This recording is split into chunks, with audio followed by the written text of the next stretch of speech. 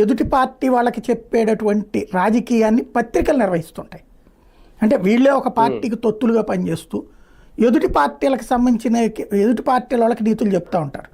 వీళ్ళ పార్టీకి సంబంధించినటువంటిది భుజాలు దడుముకోరు, నిస్సిగ్గుగా వార్తలు రాస్తారు. మీడియా ఛానళ్ళు అట్లాగే ఉన్నాయి. తెలంగాణలోకి వచ్చేటప్పటికి ఇది లేదు. మరి ఇక్కడ జగన్ని కొట్టినట్టు అక్కడ కేసీఆర్ని కొడుతున్నారా మీడియా, ప్రింట్ కానీ ఎలక్ట్రానిక్ మీడియా కానీ?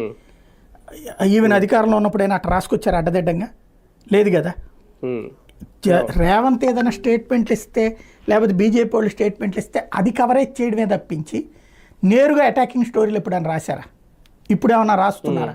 ఇప్పటికీ అప్పటికి చూడండి, 2019 నుంచి వార్తల పరంగా చూస్తే ఆంధ్ర తెలంగాణలో అక్కడ ప్రభుత్వం మీదకి అసలు ఏనాడు లేదు. ప్రభుత్వం అద్భుతంగా పనిచేస్తున్నట్టే చూపించారు పత్రికలు. అప్పుడప్పుడు రేవంత్ సంజయ్ ఇట్లాంటి వాళ్ళు విమర్శించినప్పుడే నడిచింది. కాబట్టి రాజకీయం అక్కడ రేవంత్కి వచ్చేటప్పటికి ఇట్లాగ బానిసత్వం చేసేటటువంటి విధంగా మీడియా లేదు.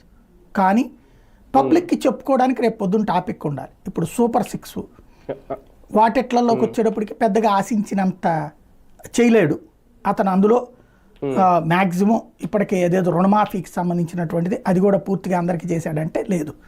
కానీ కొంతవరకు చేసింది అంతవరకే. పెన్షన్లు ఈవెన్ ఆంధ్రాలో పెంచిన